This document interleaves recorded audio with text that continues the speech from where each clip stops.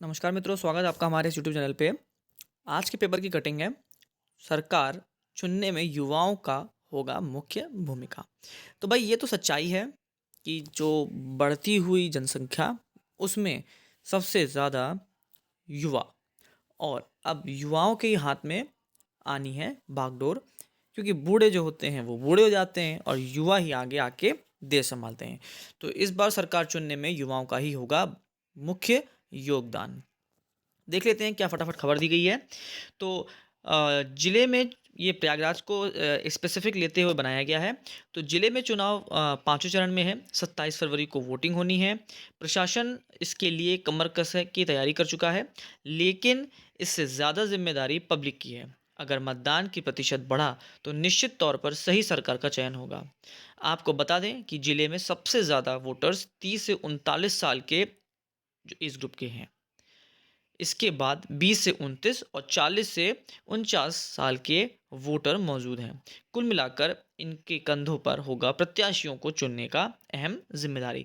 ये सिर्फ एक जिले या एक जगह की जगह बात नहीं है, ऐसा ही ऑलमोस्ट हर जगह है, क्योंकि युवाओं की संख्या इस वक्त बहुत ज़्यादा है। किस एज ग्रुप पर अधिक जिम्मेदारी?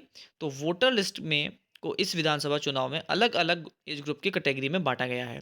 इसमें 30 से 39 साल के एज ग्रुप में सबसे ज़्यादा वोटर्स हैं। इनकी संख्या 12 लाख से अधिक है। इसी तरह 20 से 29 साल के बीच 9 लाख से अधिक वोटर हैं। इसी तरह 40 से 49 साल के बीच के वोटर्स भी 9 लाख से अधिक हैं।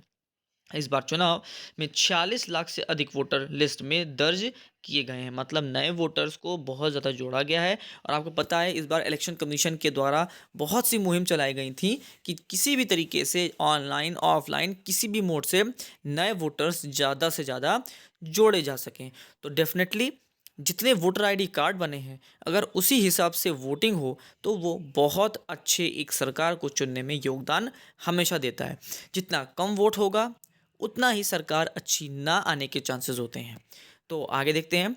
61% महिलाओं की भी भागीदारी।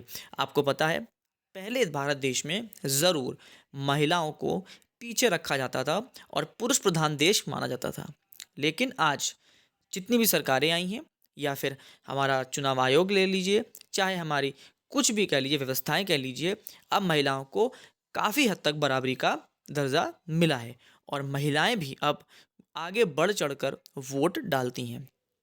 पहले महिलाओं की वोटिंग परसेंटेज बहुत कम हुआ करती थी, बट अब ऑलमोस्ट हर घर से महिलाएं वोट डालने जाती हैं, जो कि एक बहुत अच्छी बात है और ये एक ज़रूरी भी हिस्सा है, क्योंकि सबके मन की दिल की बात वोट में उतर के आएगी, तभी डेमोक्रेसी अच्छी होती है। तो वोटर लिस्ट में महिलाओं की भागीदारी भी कम नहीं है। उनकी उपस्थिति 61% से अधिक है। वहीं पुरुषों की भागीदारी 66% है, मतलब बहुत अंतर नहीं है। जिले की टोटल पॉपुलेशन के मुकाबले कुल वोटर्स की संख्या 64.27% है। इतना ही नहीं, 60 से अधिक उम्र के वोटर्स को इस बार घर से ही वोट देने की सुविधा भी दी गई है। कोरोना संक्रमित भी घर से वोट दे सकेंगे।